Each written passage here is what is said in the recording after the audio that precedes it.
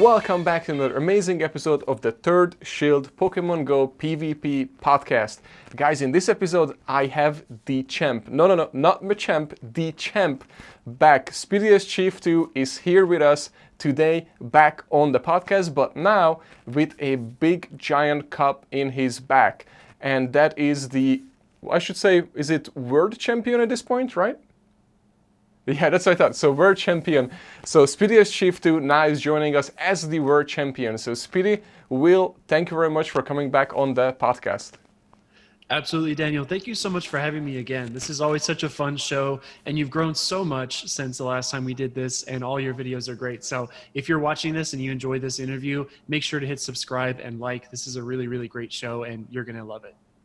Thank you so much. That means a lot. First of all, guys, if you don't know, but you probably know because I always mention this, that Speedy is one of the most amazing creators as far as how he explains how to use a team and why he's doing things while he's actually playing with that team. And I learned so much from you because I think if I wouldn't watch your videos, I don't think I would be sharing videos because I would be nowhere in PvP for sure. Well, you're a really great content creator as well. You actually try a few more crazy things than I would. I think you really enjoy the game and you make it really fun for other people too. So I know I can be overly technical and I can be long-winded, but I really like your style as well. Thank you, appreciate it. So Speedy, what I wanted to ask you actually right away is that you just finished season 3. And I actually was there, and you just started streaming as well. So I was there for both of those historical moments when you actually started streaming and then you hit rank 10. And both were pretty amazing. So let's talk about that. So firstly, how would you compare last season, so let's say season 3, to any previous season? Was it easier, was it harder, or it was, what's your opinion on it? Yeah, that's actually a really great question. And thank you again for coming by the stream. That was a lot of fun. So for this season in particular, I really struggled in Master League. I had such a hard time. I tried to do well in Premier Cup because it's a more refined meta, and I don't exactly have the legendaries that you need for Open Master. My best buddy Dialga has a 14 attack instead of a 15, so I lose every mirror. It's just really rough in Master League. But I really struggled, and I came out of Master League with a 2484 elo. So I was below rank 9, and I came back into Great League and was struggling a little bit. I climbed up to about 2,700 or so, and then I kind of hit a wall. And then my friend Jingles, who's an Orlando native, actually showed me his secret team. It was the Obstagoon lead with the Drifblim, Safe Swap, and Shadow Hypno with double elemental punches. And that team was just really phenomenal for me. I know the first thing that people are going to comment is that the new Galvantula buff with Lunge makes Galvantula probably the perfect Pokemon to take down that team. And that's true. So I don't know if it's that good in season 4, the upcoming season, if you will, season 4. But it was really good for me in season 3, and it's just such a weird team. It's like this Frankenstein monster, spooky season, kind of dark, ghost, psychic type thing, and people didn't know how to play it. And sometimes you don't need to pick the most meta Pokemon. You just need to have good Pokemon that you play really well. And that's funny that you mentioned that because the team that you used, that what you're mentioning right now, so I tested it and showcased it basically, and I was very successful. Well, obviously it was my first 3 sets of season 4, and Galvantula was nowhere to be found just yet because people have, they don't want to be the first to test it. So I still had pretty good amount of luck with it, and I think it was like 14-1 or something like that, or 13-2, I think, with the test in the video. But then I swapped it to Galvantula, which let's talk about in a minute. But as far as for season 4, season 3. So what it sounds like, that it's almost like in your case especially, it didn't matter really that how you did, I guess, throughout the season, as long as you were let's say flat around 2,300, and then the last week is when you really just went really well, and then straight up like this, right? Yeah, that's a great question. So Niantic really kind of spilled their coffee on the ELO control board, and it went all haywire because you could suddenly gain 80 points for a 5-0 or 60 points for a 4-1. It was really, really crazy, and that made the losses hurt as well because then you lose more ELO for the losses. But it's just that roller coaster got even more intense as we got later on in the season. So I think definitely maintaining a certain level is important, especially so that you don't have so much ground to make up. But I made up over 500 elo in that last week or two, and it was really tough, but it's possible. So if somebody like me can get really, really destroyed in Master League, and maybe Master League isn't your league too, don't give up hope, because there's still ways you can come back and hit rank 10. That's amazing that you said that, because so you went up 500, I went down 500 on the last week. But it's so funny because I went into Premier Cup feeling that, oh yeah, I was at 2600 when I started, and I was like, yeah, I should just probably stop. But then I surprisingly did well. I went up almost to 2800, like 2780. And then I was like, all right, I'm just gonna basically play it out. And then as soon as Great League hit, I was like, okay, this is my chance. I'm gonna hit rank 10 now. So I went to Great League and I dropped like 400 points. And I was like, no, what's going on here? So anyways, so it's kind of funny that how I thought the opposite, but then again, the Great League is like the wild, wild west. And then you, especially, because you have so much experience from, I assume, right, from Silp Arena, I would say, because it's all Great League.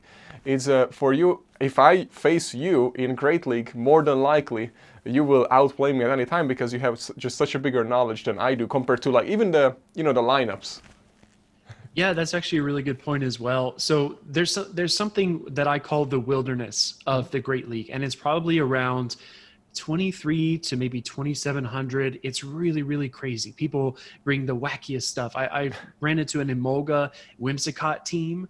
I ran into a Shadow Shiftry, and then in the next match there was like a Shadow Skunk Tank. It just gets really, really crazy. A lot of things you don't expect to see. So again, when you can narrow things down and expect a certain meta, it makes things a lot easier, because then you kind of have a feeling for what will come next. And then when you see something just totally insane, it doesn't throw you off. But getting through that wilderness is really tough. And once you kind of climb above the 2800 elo range, you can start to kind of predict what's going to come, because a lot of those top players recycle a lot of the top picks. So a lot of the Deoxys, Azumarill, Galarian Stunfisk, Armory, et cetera, all stuff that you've seen 100,000 times before. And sometimes it's finding ways to use those meta Pokemon in a unique way that will get you there. And sometimes it's just kind of throwing together a team like we did for season 3 with the Obstagoon, Hypno, and the Drifblim.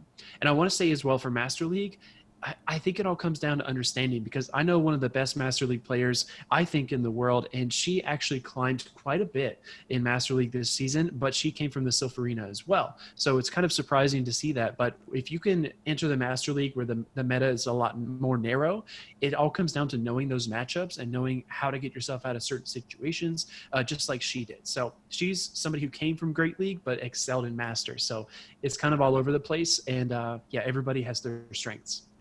So what would you recommend for like a new player, including myself? I'm completely new if you look at it that way. And so, for example, what would be like a recommendation in a way that, let's say, what you just said makes perfect sense. So now that I'm thinking, right, and then I'm like, all right, so does that mean that I should just go play all my sets every day in each league and just try to get better, the better understanding, and then pick one league, one team, and stick to that when it's the points changes and you can gain like 80 with like a 5-0, and of course you can also lose like 80 at a 5-0, and just stick to that one core and try to go with that to go for the rank? Or what would be like the recommendation for somebody who is newer?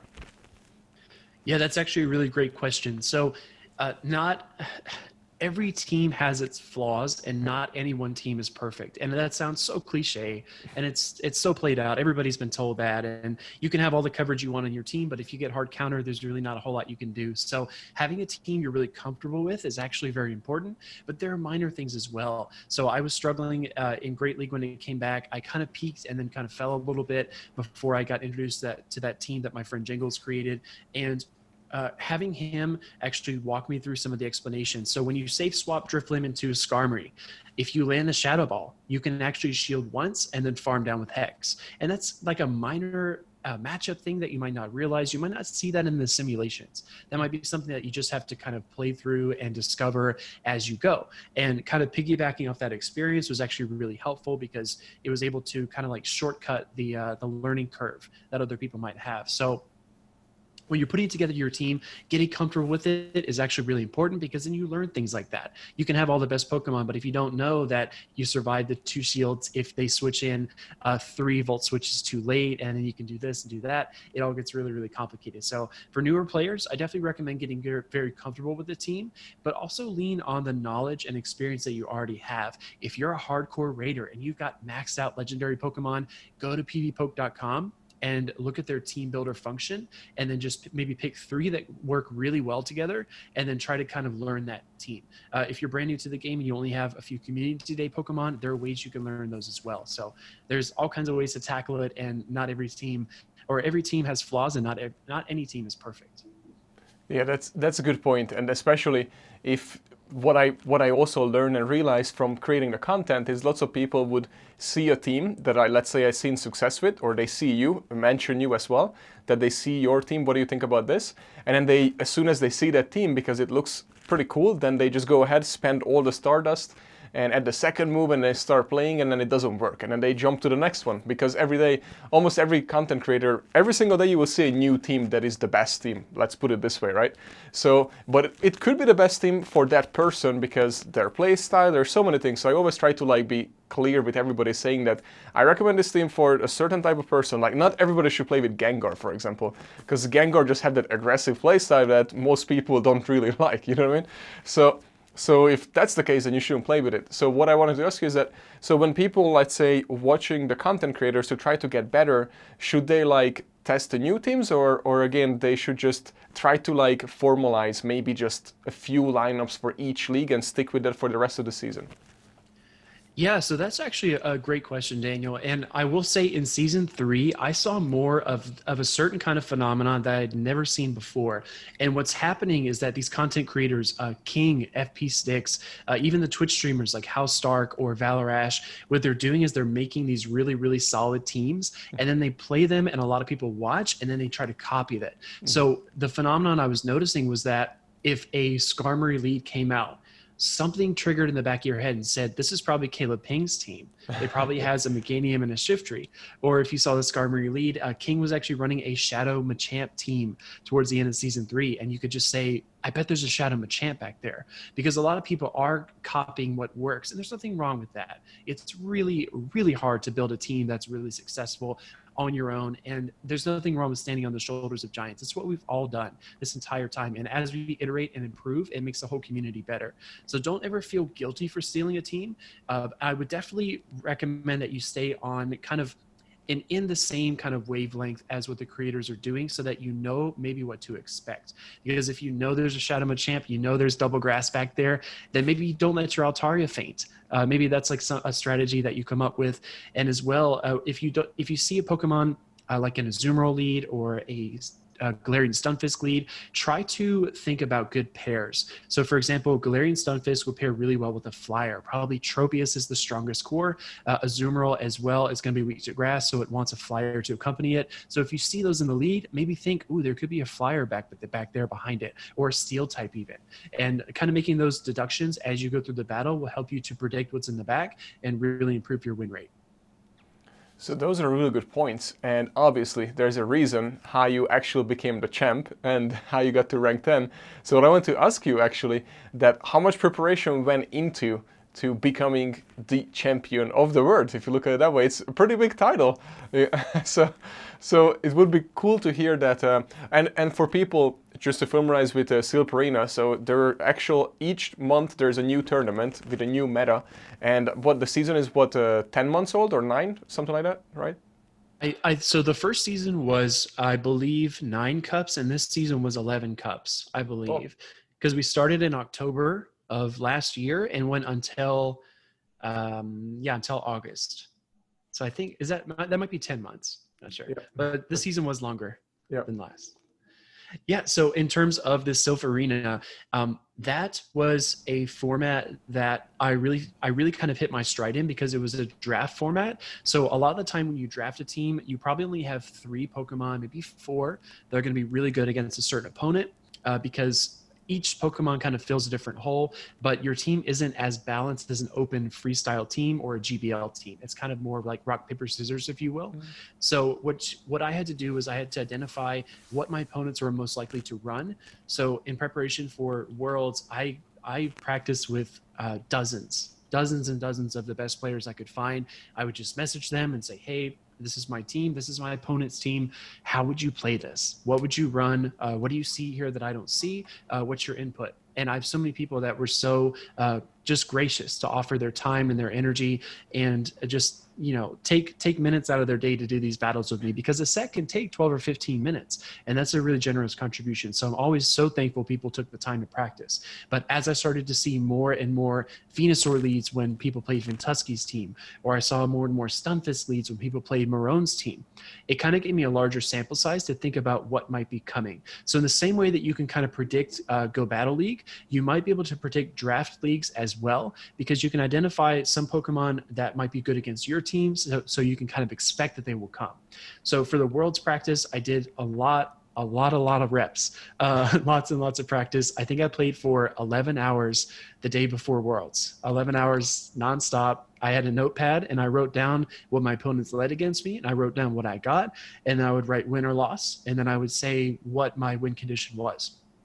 If it was a sacrificial swap, if it was doubling up on wild charges, burning both shields, then switching out, things like that, I would try to take note of and try to learn something from every single game. So Worlds was really tough. And then I also, the last thing I did was I built a big spreadsheet, and I had all my win conditions and all the shielding scenarios. So I would know a 0 shield, 1 shield, or 2 shield, how many times you had to bait, what moves you need to land.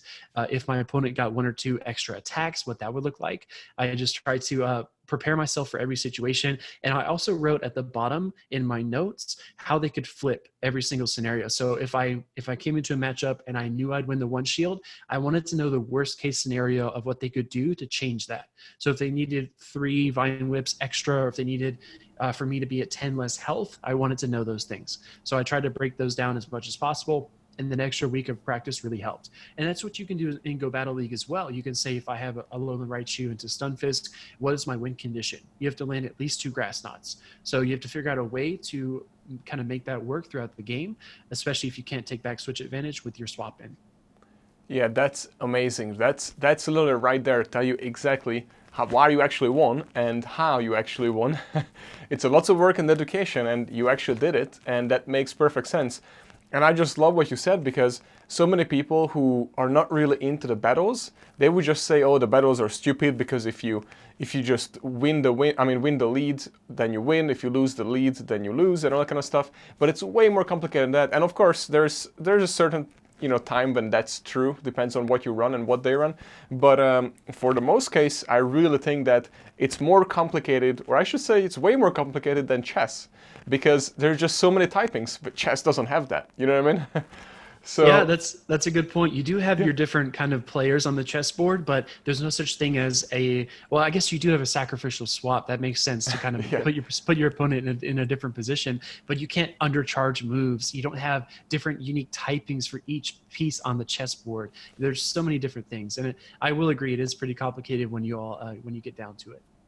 Yeah, I really got hooked when I saw that there is so much to it, not just because when I first saw it, I saw people tapping, and I was like, oh, this is boring, this is nothing, and then I finally realized that it actually works. Yeah. And when you walk up to the tournament, and I'm sure when you walked up in Tampa to Lyndon and I, you saw us just kind of beating our phones with our fingers, but then you kind of when you start playing, you realize like, oh my gosh, he needed to do this or do that to win here or do that, and it gets really exciting. And that is why, and I always bring this up with everybody, but that is why it's just so crazy that how this game can actually be what do you call it, like, enjoyed when people are watching it, and once it gets on the big screen and there's an audience, people really get into it and get emotional about it. Just like, last year when Poke, AK, and King had that finals, the whole audience at that place would just like gone, like that's it. So that's how I'm super excited. Hopefully in the future, which I already asked you about this, but I always want to bring it up, is hopefully in the future, I hope that Pokemon go esports. So the question that I have, would you like it to go esports? And what do you think what it would mean to you if that actually would happen? Yeah, so one of my favorite memories from Go Fest in Chicago last year was my friend Lyndon and I, as you know, Lyndon, our friend Lyndon, we were at a bar together in Chicago, and it was this Go Fest kind of after party type thing. And what we were able to do was there were two large TVs hanging up over the bar, and we connected our phones to the screens up there. And we stood back to back, you know, like a duel, like an old Western duel, if you will. And we played our matches, and people in the bar, Daniel, they were losing it. When I didn't shield the frenzy plant, they lost it. When the move went through on Linden, they lost it. It was just so much fun to hear the whole crowd behind you just cheering. Or if you got hit, you know, the the really sad oof sound that you might hear. It was just so exciting. So I definitely would love to see it become an esport, because I do think there is a spectator aspect to it. You don't want to give anything away. You know, if you start saying, "Oh," when somebody needs to shield, you know, maybe that player says, "Oh, the crowd seems nervous. Maybe I should shield." But that goes with every sport as well. So definitely things that are really entertaining in it to watch. I will say somebody made the joke to me, and I guess this is technically true, but I always hate to say it because I really hate self-promotion in most of its forms. But my buddy said that I'm the highest paid Pokemon Go player in the world. And I guess that makes sense because I did win tournament money. I will say that money was actually announced an hour before the tweet went out. So the competitors found out, and then everybody else found out within 60 minutes. So I didn't know that was coming. That was a surprise to me. Probably an equal surprise. I just knew an hour before, but yeah, that was really crazy. And my brother has actually made this point. If Pokemon Go does become an esport, people like you and I, Valerash, King, these are going to be the OG people that have kind of like founded everything and kick started it and took it off the ground from just being a casual game. From all the content we're making, we really have made it grow ourselves. Yeah, that's everything that you said. I can just picture, I can just see, because every time I see that, when people battling, even in the videos, even the live, when you did the live battles, just the reactions, even in the chat, they type in their reaction. It's just so cool. I wish I could actually see their face, you know what I mean? So it's just so cool, you know, to see. And I really hope that, just like League of Legends, everybody probably knows League of Legends. So that game, it's pretty enjoyable to play. It's not as enjoyable to watch, but it's still pretty much, well, it's a fun to watch, right? But here, I feel like because the games are so much shorter and so much more emotional and it's just one-on-one, I think it would drag people's attentions more because you don't have to watch 30 minutes, that's what I'm trying to say, for one battle, you know what I mean?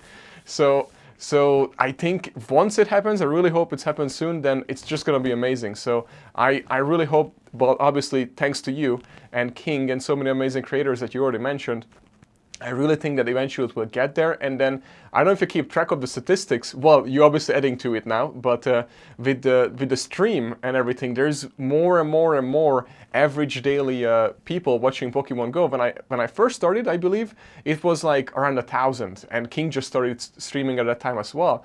And then I was like, wow, this is like, it's either like the wrong time or the right time to get into Pokemon Go. So, and it seems like it's the right time. So I'm really hoping that's what's going to happen. And yes, you're the highest paid player in in Pokemon Go. And I hope that's going to happen when it becomes esports too, because that would be amazing. Yeah, it's so weird to think about. And I will say, King has done so much to push everything forward. I think the coaching is the biggest thing that has really made people interested, because then you can tune in and you're not just hearing this battler explain it. You're actually kind of hearing their thought processes as the battles go on. So he'll have a coaching corner and he'll have 800 viewers, and it's just really, really crazy. My little brother actually streamed Apex for over a year, and he told me that getting 15, 20, 25 viewers in his stream was a huge deal. Mm-hmm. And millions and millions of people, maybe even close to 100 million people play first-person shooters like that, and their audience is huge. Our audience is big, but for PvP, it's actually more concentrated than you think. So I think it's the perfect time to get into streaming. I think you did something really, really clever getting into it yourself. And with my platform that I built previously with the YouTube and then this crazy Sylph Arena thing, I've been so blessed to get so many viewers this early on. But it's been a lot of fun. I think it's going to be just booming and growing so fast from here. That's so cool that you pointed out that, and you already have about 200 people. When I watched you 2 times, you had about 200 people watching on average, which is unbelievable, by the way. So yeah, congratulations on that. That's unheard of. So here's a fun fact for you and for everybody. So I researched this and I watch. I think the channel is Alpha Gaming. I think you know what I'm talking about. He created all the stream beats. That's the music that you can play on the streams and everything. He's the owner of it. Calvin Harris is his name. There we go. So yeah, so he has this information and he has all these videos to try to tell streamers that, hey, if you just started streaming right now, might as well just stop because you have no chance making it, right? But he's talking about basically the, what do you call it, like Fortnite and all the people where the most streamers are, and what you just mentioned, like for example, here comes you, and I even shared my statistics, which was I had 140, I think, my first time, and I'm averaging between 40 to 75, and I mentioned it to him on his channel because he was pointing it out when you have a chance and when you don't have a chance of making it, and then when I pointed it out that was your statistics, and then mine, they were like, what? Because that's kind of unheard of. So I just wanted to point out to the audience, if they're getting into streaming right now, or they are streaming now and they are already more than average of 15 people watching, you are in like the top 3%, which is crazy on Twitch. It's just like unbelievable. So that just shows you that Pokemon Go has an audience to watch, but not has the audience yet to create, I should say. Yeah, I definitely agree. And there's more and more people every single month online watching Pokemon Go content. A huge part of that was Niantic taking away the walking requirement for Go Battle League. I personally don't think that's going to come back. I think with the state of the world and coronavirus and the vaccines that are being rolled out, I don't think we're going to feel really secure for at least another 6 to 8, maybe 12 months. So at that point, Niantic is going to have to keep their mechanics the same. And I'm pretty happy about that because I think it's really, really fun. I understand getting people to go out and walk, but we already have our eggs and our buddies and everything else we have to walk for. So being able to just sit down, play Pokemon, have fun, and do your Go Battle Leagues is just one of the most rewarding experiences. So I really hope they keep that. Niantic, if you're listening, please do. Yes, Niantic, please do, because that changed everything, I think, and that's what started the streams too. When Go Battle League was gone, the streams dropped like crazy as well. So I'm really hoping that they're gonna keep it up. And then what I wanted to ask you is, what is your plan for season 4? What do you think? What you are going to do? What teams you would like to run? Are you gonna switch it up? Or are you gonna have like a core? And what you would like to accomplish by the end of the season? So I'm gonna make a prediction here, Daniel. I really feel that season 4 is Mud Boy season. I think we're going to see more Swampert, more Whiscash, even more Seismitoad than we've ever seen before, because the core to beat right now is Galvantula and Galarian Stunfisk. I think a lot of people's games revolve around that. You can even bring a Skarmory to that Galvantula matchup, and it's not guaranteed. Those Volt Switches and Discharges hurt really, really badly, and then you put the Skarmory or the Altaria even against the G-Stun, and it just, there's nowhere you can go. So Mud Boys are the core breakers. I think we're going to see a lot of those. It's just going to be trying to figure out how to pair those really well. And a lot of people are putting Caleb Ping's team down. They're saying, oh, Caleb, your double grass line, it gets destroyed by Galvantula. Even your Marowak line gets destroyed by it with a couple of switches. I think Caleb's going to cook up something really nice for us, and it's going to be really cool. He's one of the best team builders in the world. And I have my bold predictions and theories, but I think the world's waiting to see what Caleb does. It's funny you said that too. I was thinking the same thing about Caleb, and I'm waiting to what he's going to point out. And also, what do you call them? The grass holes, right? The grass hole teams, basically. Everybody was complaining about them, by the way, at the end of the season, and even like the first few matches of this season. I just heard it everywhere on Twitter. So something is coming. The grass hole team is really funny. The Bastion on Lee with the double grass is the classic one. If you see that team on GBL, you are not alone. We've all seen that team. And then it started to get weird, Daniel. There's like a Razor Leaf in the lead with the Deoxys safe swap and a Bastiodon in the back, and all kinds of Shadow Razor Leafers. It got really crazy. And there should be easy ways to counter it, but I think part of the reason it's so frustrating is that it's not easy to counter. It's a tough team. It's hard to play, and it seems like it's easy to play, but if you play it really well, that's a high skill team. And I know people might not like that I said that, but if you play it really, really well, it does take a lot of knowledge of matchups, a lot of knowledge of team compositions to pull it off. And so that's basically Go Battle League. And Go Battle League right now is on their way. Everybody's getting familiar with it. Oh, and just to point out something to all of our audience is that the PvP community is actually very small in Pokemon. If you guys think about it, if you Google it, how many active players are in Pokemon Go, it's 136 million. That's what Google will pull up. And we know that for a fact that how many PvP players out of that is just a few percentage, even if it's a percentage, because what I would say, like, what, 30,000-40,000 people max, I think that's what the PvP community is. I'm thinking, I could be wrong, but I'm talking about like active PvP players every day, right? So I think it's very small. So what I want to point out is that, again, we're at the very beginning, but Silp Arena, I think, is really also pushing Go Battle League a little bit, because I don't know if, I think I asked you when you first came on the podcast, and what was my question is basically was about, do you think that Go Battle League will eventually become Silp Arena, or has similar, like, meaning like controls the meta? And I think you said that I think and I hope that will happen. And look at that now. What do you think about the 2 cups that are actually happening in this season? Yeah, so I think that Go Battle League did something really clever excuse me, with the Premier Cups. I think Ultra League Premier is very, very exciting. It's probably my second favorite meta, close to Open Great League. I really liked Ultra Premier. I thought it was really fun. And then the Master League Premier Cup, giving people the opportunity to use Pokemon that aren't legendaries but that are maxed out, is really fun as well. You get rid of all the Giratinas and the Dialgas and the Kyogres and the Groudons. You get rid of all of that, and it actually becomes a lot more fun. It almost feels a little more like Great League. So the Flying Cup is probably the most notable one that a lot of people have talked about. This is going to be really fun. I think it's a little bit ham-fisted, just because you and I know these metas. We know that Aerodactyl is going to come in here with Rock Throw, and the whole meta is going to revolve around stopping Aerodactyl. If you can't stop that thing, it's going to be really tough. I think it needs 5 Rock Throws to kill a Charizard. It needs like 9 to beat Tropius. It needs just a few more to beat Altaria. It's really wild. That thing is just so overpowered.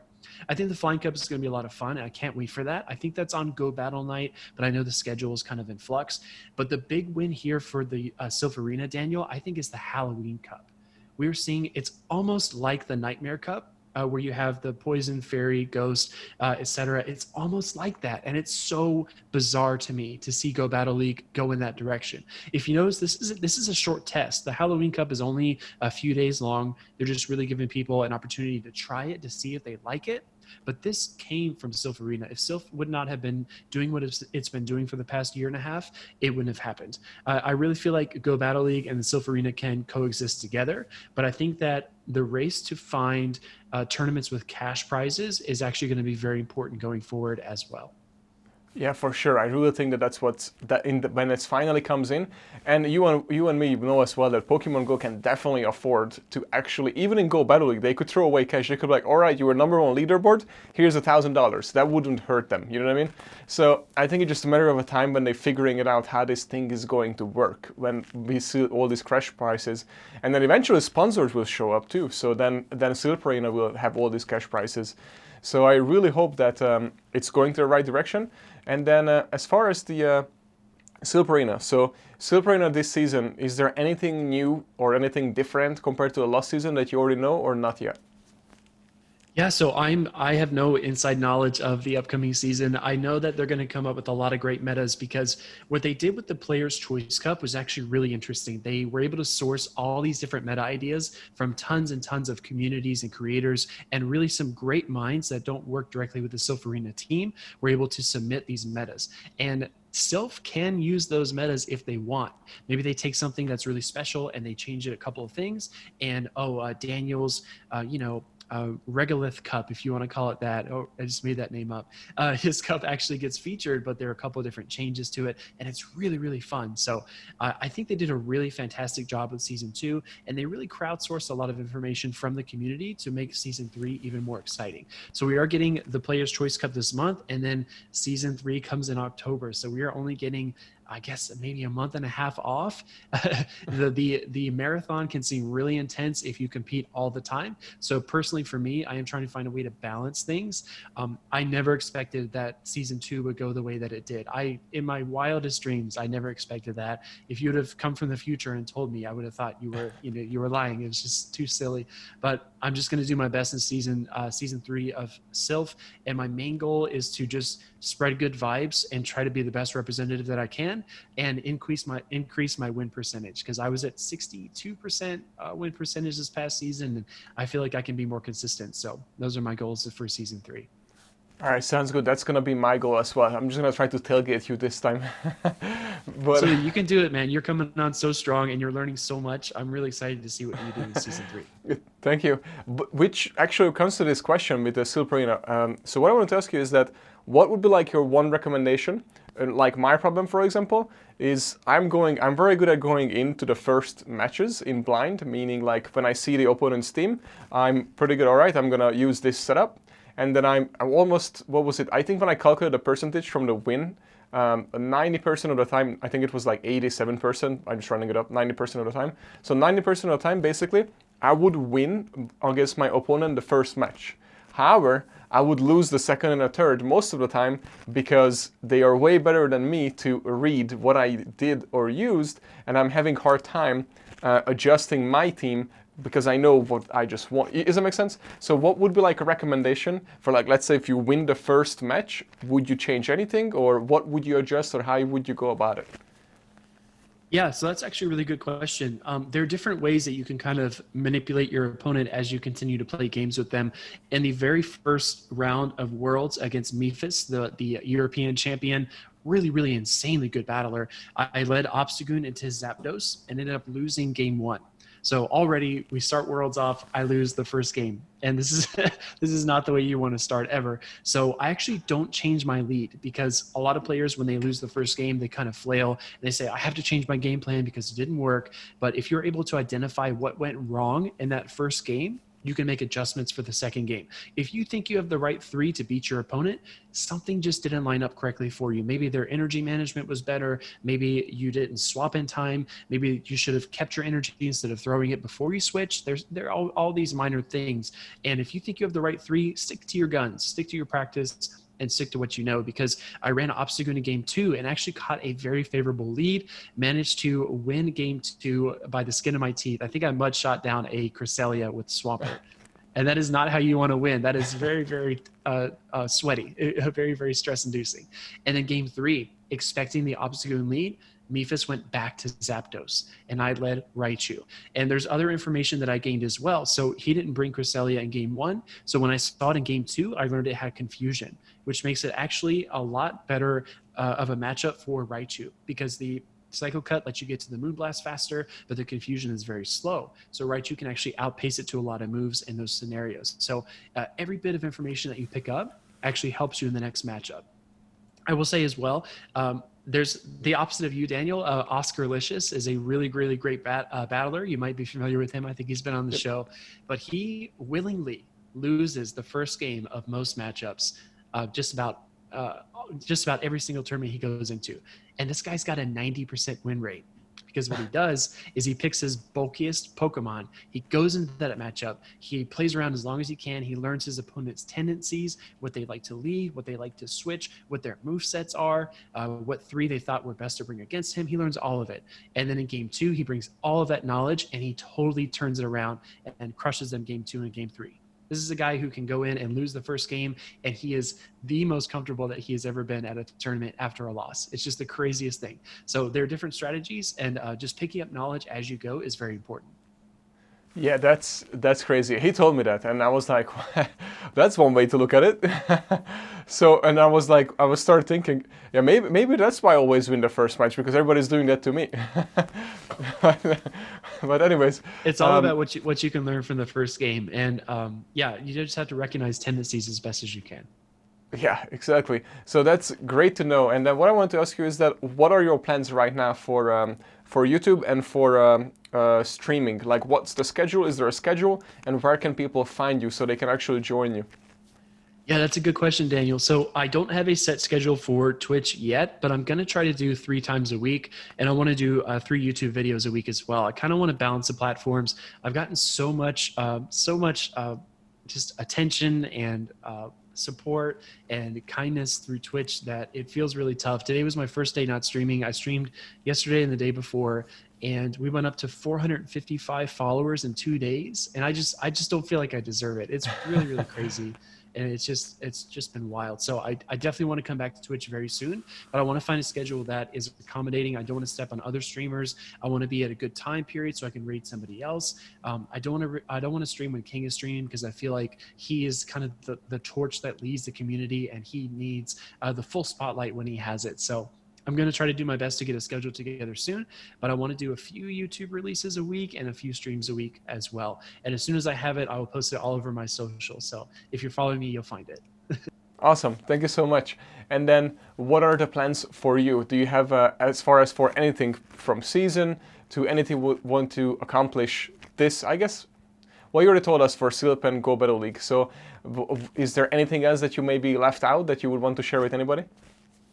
Yeah, so I've got 2 things I'm working on right now, and they're both Go Stadium related. The first one is the Go Stadium team up. I was actually asked by Panic23, another Twitch streamer, to join his team. We are SEAL Team 6, named after the famous SEAL team of American soldiers. And it is myself, FP Sticks, Panic, and Angelino, who is the current SILF #1 in the world. So this is a loaded team. I'm just doing my best to hold my own and not let anybody down. But Go Team Up, we're actually paired with the Elite Four. So we're about to play Valarash and House Stark and Toshi and Arrow, and my opponent is Arrow. So I've got my work cut out for me. That's this round, and then we're going to try to win the whole thing. And the second thing I have going on is the Ultimate Showdown. So my Silph rank wasn't that great. Again, speaking to the consistency thing, I finished at around 500 global rank, but I'm going up against guys who are rank #1, rank #3, rank #10, just top of the top in the Silph arena. And Ultimate Showdown just kicked off. I have to finish my matches by Thursday, so I have to do that as well. But from the Go Battle League, rank 10 in season 3, to the Silph World Champion, to the Go Team Up and the Ultimate Showdown. I just want to continue to ride this peak of performance that I suddenly got somehow. I don't understand where it came from, but I just want to ride it out as long as I can and just try to win as many things as I can. Oh, that's awesome. Thank you so much for sharing that. And then I want to make sure that for you guys and everybody who's watching or listening, the links to Speediest Chief 2 will be below, so you can actually just go click on it and find him. And guys, thank you so much for watching, and Will, thank you so much for coming out. Absolutely, Daniel. If you're still here and you haven't subscribed, liked, and commented, you need to do that right now, because Daniel is such a great content creator. Check out his PvP videos. I realize this is the podcast portion, but he does great instructional videos where he tries really wacky stuff, and his intros are always the best. So super entertaining. I'm going to retweet this, like, and comment as soon as it comes out. Daniel, thank you so much again. It's always a pleasure. Thank you so much. It means a lot.